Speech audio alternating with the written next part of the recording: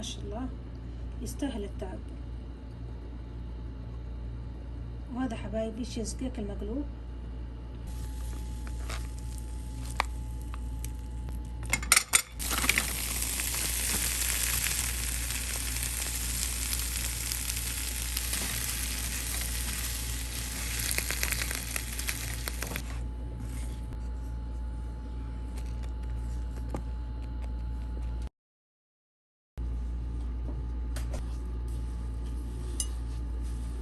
عندي هنا تقريبا 9 حبات، ونقدر نستخدم بوك او المراعي او كيري. المهم تكون الجبنة قشطية. ضرب دريم ويب، بيالة او كاس من السكر،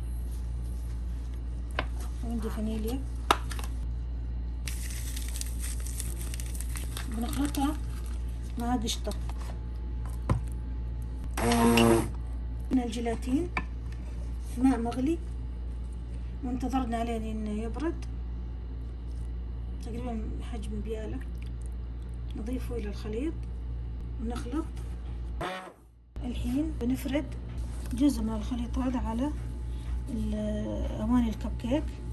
اظنه راح يحتاج ملعقة حليب.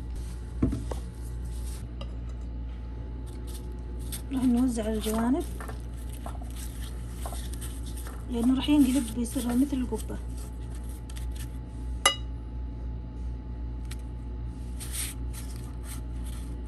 بصراحة اول مرة نسويه، وان شاء الله يطلع حلو مثل ما ورونا انه حلو.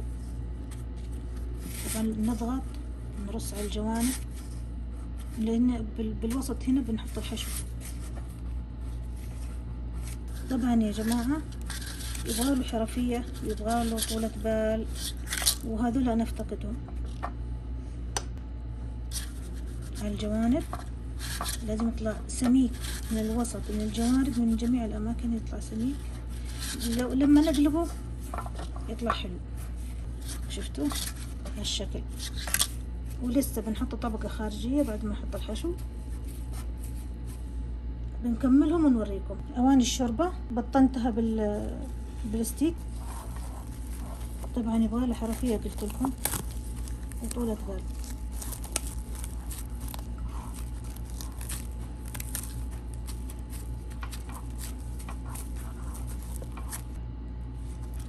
نبطن الجوانب.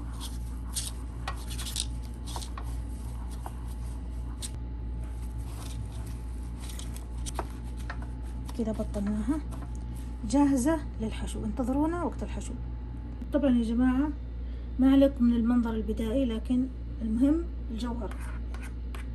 الحين نبي نبدأ نحط جزء من الصوص اللي صلحناه.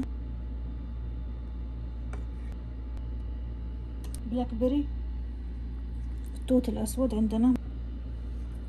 كل واحدة نحط تقريبا 5 حبات إذا أمكن، اللي بتعطيهم الطعم. والجبنة الكريمية نضغط لين تدخل. يبغالها حرفية قلنا لكم.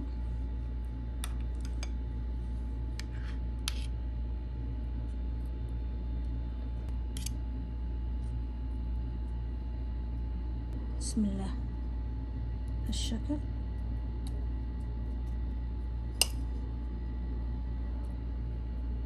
نضغط ولكن ضغط خفيف يعني، بحيث انها ما تطلع مع الاطراف.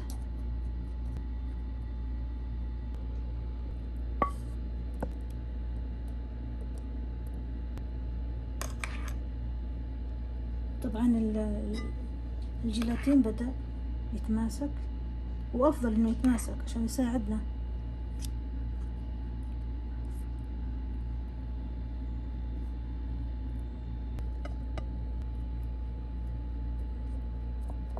طبعا على الثلاجة. هذا شكله بعد ما طلعناه، والآن بنوريكم كيف النتيجة. ما شاء الله طلع حلو. الحين نوريكم من الداخل. ما شاء الله تبارك الله. هذا الشيز كيك المقلوب. ان شاء الله يا رب يعجبكم. الحين نوريكم الثاني الكبير اللي على شكل قبة. بسم الله.